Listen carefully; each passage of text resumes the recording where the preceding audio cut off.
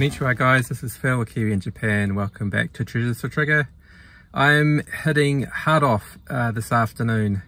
Gonna have a quick look at the shop, see if we can find some vintage goodness. So yeah, let's crack into it guys. It's gonna be a quick trip. We'll come back later and if I pick up something we'll take a look. Alright, let's go.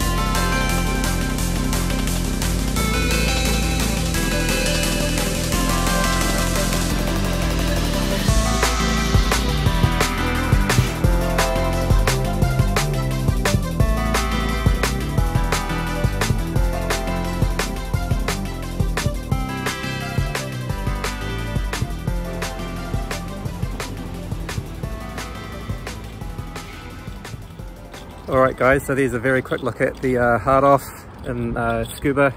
I did pick up one treasure in there, so let's get home and I'll show you what I picked up.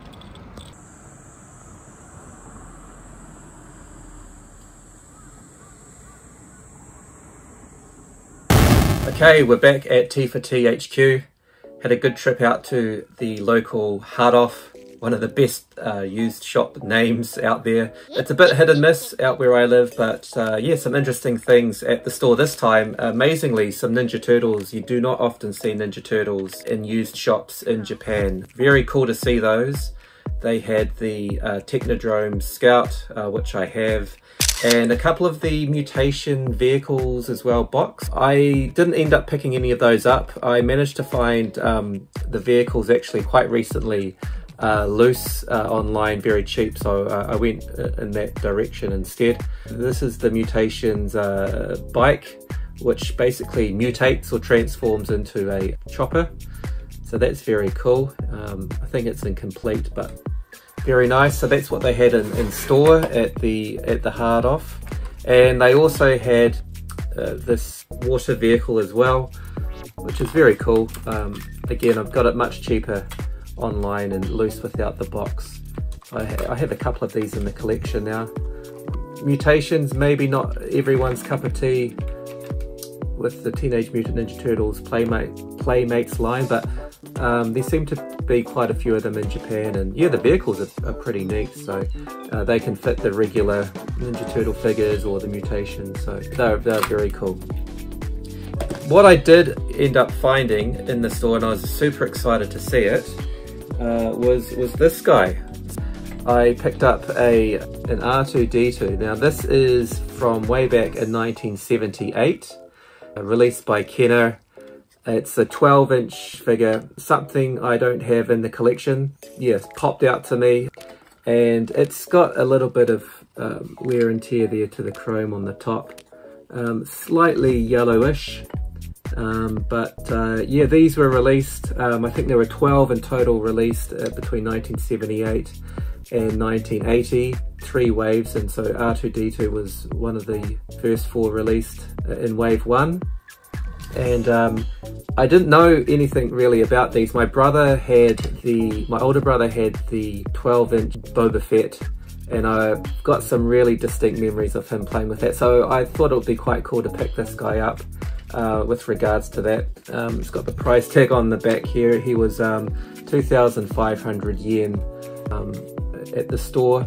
Now, what I didn't realize, and I looked online at this, actually you open up the flap at the back, and Star Wars fans, vintage Star Wars fans will know this, inside, and he does seem to be complete, and basically he comes with these Death Star plans. So he comes with 2 of them, and yeah, I guess these are probably quite commonly lost or misplaced, so the fact that these came with R2, see the seal in the back there, seals are, you know, still in good condition. Online it says the figure comes with 3 Death Star plans. But I think possibly one of these seals is one of the plans. All of the ones I've seen on eBay which says it's complete just have the two plastic cards inside. So correct me if I'm wrong, but yeah, they sort of slip into these wee grooves in the back. But yeah, how cool is that? I just thought that was fantastic, so I had to pick him up. Again, nostalgia there with my older brothers with Star Wars. And actually it reminded me a lot of, I wanted to show you guys this. I went to Disneyland a few years ago, and I don't often buy souvenirs from Disneyland because it's usually just rubbish in my opinion, but I saw this is the best Disneyland merch that I've ever seen at Disneyland. So it's an R2-D2 from the Star Tours ride, and I bought this back in 2020, and it has candy inside. So I'm not going to open this, I'm going to let the candy get nice and spoiled. Yeah, just keep it all closed up for forever basically. But yeah, again, seeing this R2-D2 at the hard off, it kind of reminded me of this R2 that I had at home, and look at that, they kind of scale perfectly next to each other. You can see obviously the difference in the yellowing with the old school Kenner from 1978 and the ruined Disney version of R2-D2. But yeah, they look fantastic next to each other. It's like a couple of wee bros. So yeah, that was my trip out to Hardoff. Really stoked to get 1978 12-inch R2-D2. Fantastic stuff. I'm going to keep my eyes out for some more of the vintage 12-inch figures. I know they're not cheap, and yeah, I haven't really come across them before. Yeah, super stoked to get that. Anyway, I came away with something, so yeah, always great to walk out of the shop with something outside of the Tokyo area. Alright guys, that is enough from me and Chewy. This has been Phil, a Kiwi in Japan. Thanks for coming along on the trip out to Hardoff, and we'll see you next time. Sayonara, bye.